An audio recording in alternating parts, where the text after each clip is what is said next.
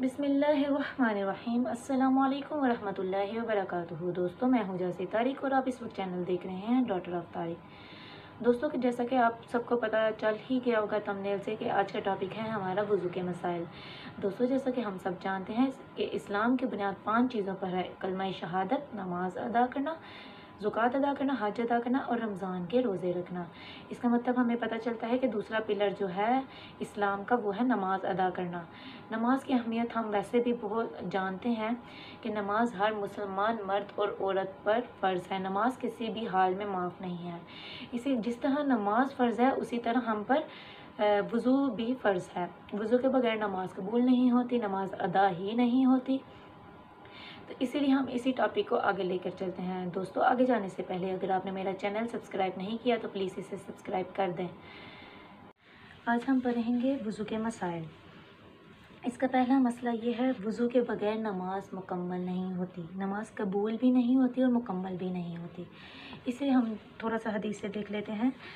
ये सही मुस्लिम की हदीस है। हज़रत अबू हुरैरा रज़ियल्लाहु तआला अन्हु ने रसूल सल्लल्लाहु अलैहि वसल्लम की कई हदीसें बयान की, जिनमें से एक ये थी कि रसूल सल्लल्लाहु अलैहि वसल्लम ने फरमाया, अल्लाह ताला बेवज़ू की नमाज कबूल नहीं करता। इसे मुस्लिम ने रवायत किया है। दूसरा मसला, वज़ू से कबल बिस्मिल्लाह पढ़ना ज़रूरी है। सिर्फ़ बिस्मिल्लाह, बिस्मिल्लाहिर्रहमानिर्रहीम नहीं, सिर्फ़ बिस्मिल्लाह पढ़ना मसनून है, ज़रूरी है। तीसरा मसला, वज़ू की फ़जीलत। वज़ू की फ़जीलत मुख्तसर मैं आपको बताती हूँ कि आप सल्लल्लाहु अलैहि वसल्लम से एक सहाबा ने पूछा कि आप क़यामत के दिन अपनी उम्मत को कैसे पहचानेंगे। तो आप सल्लल्लाहु अलैहि वसल्लम ने उनसे फरमाया था कि मैं वज़ू के अज़ा से पहचान लूँगा, यानी उनके चेहरे, उनके पाँव, हाथ चमक रहे होंगे। वज़ू का तरीक़ा देख लेते हैं। हज़रत हमरान रज़ियल्लाहु तआला अन्हु से रवायत है कि हज़रत उस्मान रज़ियल्लाहु तआला अन्हु ने वज़ू के लिए पानी मंगवाया। पहले अपनी हथेलियाँ 3 मरतबा धोईं, हथेलियाँ इतनी हथेलियाँ 3 मरतबा धोईं, फिर कुल्ली की और नाक में पानी डाला, फिर अपना मुंह 3 मरतबा धोया, यानी मुंह यहाँ से लेके ये नीचे तक, यहाँ तक सारा होता, ठीक है, सिर्फ यहाँ तक नहीं होता, यहाँ तक होता, ठीक है। मुंह धोया। इसके बाद अपना दायां हाथ कोहनी तक 3 मरतबा धोया। कोहनी यानी यहाँ तक, कंप्लीट ऊपर तक, ये नहीं है कि आपने नीचे नीचे रखना है, कंप्लीट धोया करें। उसके बाद फिर सर का मसा किया। मसा के बाद अपना दायां पाँव टहने तक 3 मरतबा धोया और इसी तरह बायां पाँव टहने तक 3 मरतबा धोया। फिर फरमाया, मैंने रसूल सल्लल्लाहु अलैहि वसल्लम को इसी तरह धोते देखा है। इसे मुस्लिम ने रवायत किया है। इसके बाद वज़ू से कबल कोई इसकी जो है नियत नहीं होती, सिवाय बिस्मिल्लाह के अलावा वज़ू से पहले कुछ भी नहीं पढ़ना होता। आगे चलते हैं। वज़ू के बाद मंदरजा ज़ाइल पढ़ना, दुआ पढ़ना मसनून है। पहली दुआ है, अशहदु अल्ला इलाहा इल्लल्लाहु वहदहु ला शरीका लह व अशहदु अन्ना मुहम्मदन अब्दुहु व रसूलुहु। इसका तर्जुमा है, मैं गवाही देती हूँ अल्लाह ताला के सिवा कोई इलाह नहीं, इसका कोई शरीक नहीं। मैं गवाही देती हूँ कि मोहम्मद सल्लल्लाहु अलैहि वसल्लम अल्लाह के बंदे और इसके रसूल हैं। दूसरी दुआ, अल्लाहुम्मा जअलनी मिनत तव्वाबीन वजअलनी मिनल मुततहिरीन। इसका तर्जुमा है, अल्लाह मुझे तौबा कबूल करने वालों और पाक रहने वालों में से बना। वज़ू करते वक्त पानी की एहतियात, यानी पानी यूज़ करते हुए एहतियात करें, पानी कम से कम यूज़ करें, ज़ाया ना किया जाए वज़ू करते हुए। इसके बाद रसूल सल्लल्लाहु अलैहि वसल्लम ने हर वज़ू के साथ मसवाक करने की तरगीब दिलाई है, यानी आप सल्लल्लाहु अलैहि वसल्लम पसंद किया करते थे, खुद भी करते थे और ऐसा करना पसंद भी किया करते थे। रोज़ा ना हो तो वज़ू करते वक्त नाक में पानी अच्छी तरह चढ़ाना चाहिए, यानी ऐसे करके पानी ऊपर लेके जाना चाहिए ताकि आपकी नाक की जो ऊपर वाली हड्डी है वहाँ तक आपका पानी जो है वो पहुँच जाए। सिर्फ तब जब वज़ू ना हो, वज़ू के दौरान हम ऐसा नहीं करेंगे। हाथ पाँव की उंगलियों और दाढ़ी का खलाल करना मसनून है। सर के मसे का मसनून तरीका। हज़रत अब्दुल्ला बिन ज़ैद बिन आसिम रज़ियल्लाहु तआला अन्हु वज़ू का तरीका बयान करते हुए कहते हैं कि रसूल सल्लल्लाहु अलैहि वसल्लम ने अपने सर का मसा इस तरह किया कि अपने दोनों हाथ आगे से पीछे ले गए, आगे से ये 3 उंगलियां ये इस तरह आगे से पीछे ले गए, اور پیچھے سے آگے لائے، یعنی مرد ہیں تو وہ پھر پیچھے سے ایسے ہی آگے لے آئیں گے، اور اگر عورتیں ہیں تو عورتیں پیچھے سے یہ گدی سے جو ہے وہ آہستہ آہستہ آگے لائیں گی، ایسے یہیں پہ لائیں گے جہاں سے انہوں نے سٹارٹ کیا تھا، یعنی پہلے سر کے اگلے حصے سے شروع کیے اور دونوں ہاتھوں کو گدی تک لے گئے، پھر جہاں سے شروع کیا تھا وہیں واپس لے آئے۔ اسے بخاری نے روایت کیا ہے۔ سر کے مسح کے ساتھ کانوں کا مسح بھی ضروری ہے۔ کانوں کا مسح کا مسنون طریقہ۔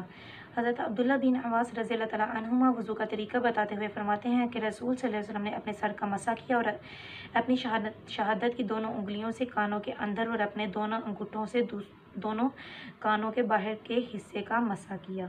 اسے نسائی نے روایت کیا ہے۔ پگڑی پر مسح کرنا جائز ہے۔ وضو کر کے پہنے ہوئے